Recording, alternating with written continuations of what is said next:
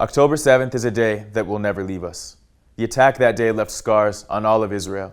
It rippled across the entire Jewish community, and its brutality shocked anyone who cares about humanity. Thousands of rockets were launched targeting innocent civilians. Over 1,200 people were murdered in brutal massacres across southern Israel, and 251 hostages were stolen from their homes by terrorists in Gaza. At 6:29 a.m., sirens woke up residents across southern and central Israel as Hamas launched a surprise barrage of thousands of rockets toward civilian population centers.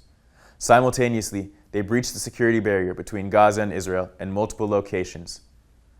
Under the cover of rocket barrages, as Israelis were sheltering, groups of terrorists began breaking into communities across the south of the country. At this point, IDF posts near the border, such as Zikim, Nachal Oz, and Re'im base, came under attack. Everywhere where you see a red dot, it represents someone who lost their life. Everywhere you see a blue dot is someone who was kidnapped and taken hostage. Given that it was a holiday in the Hebrew calendar, there were less forces stationed on these bases, which made them difficult to defend against such a coordinated attack. At Zikim, here on the coast, Hamas terrorists infiltrated via a nearby beach and found themselves engaged in combat with IDF forces who were able to repel the attack, but not before 17 civilians were murdered in a massacre.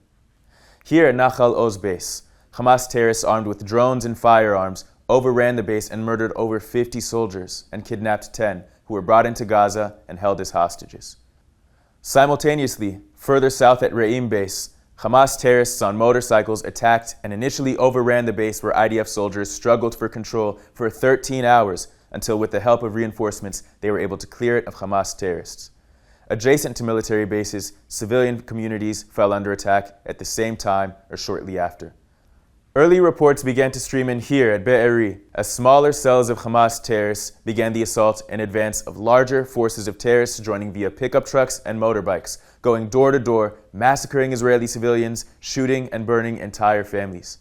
Over 99 people were murdered at Be'eri, and another 24 were kidnapped by Hamas and taken into Gaza as hostages. Just south of Be'eri, another early site of violence was the Supernova Trance Music Festival in the outskirts of Kibbutz Re'im, just 5 kilometers from the Gaza Strip. By 7 a.m., under the cover of rocket fire, people of all ages and backgrounds found themselves besieged by Hamas terrorists who were firing into crowds of civilians and murdering anyone they could who tried to escape. Many attendees hid in the bushes, in ditches, and in fields all over the area, even playing dead as they were hunted down by murderous Hamas terrorists. Survivors and first responders reported horrific scenes, including executions and rape.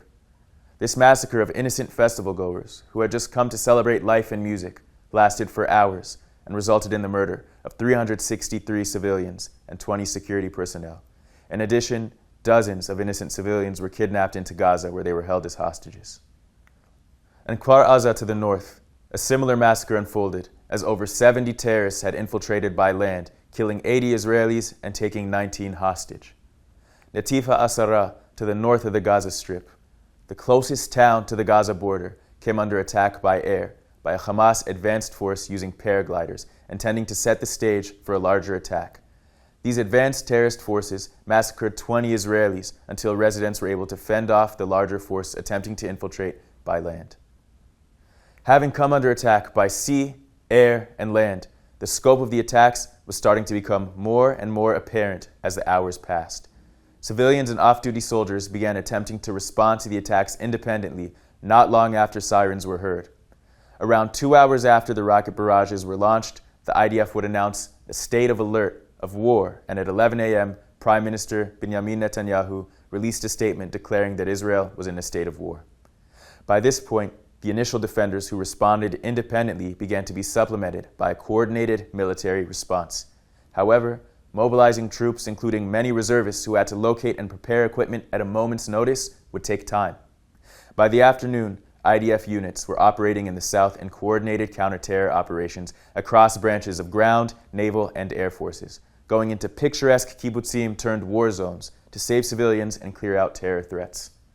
These clearing operations would take hours or even days in some cases, as Hamas terrorists dug in, using Israeli civilians as human shields and attempting to hide out in fields and structures they had captured in their initial assault.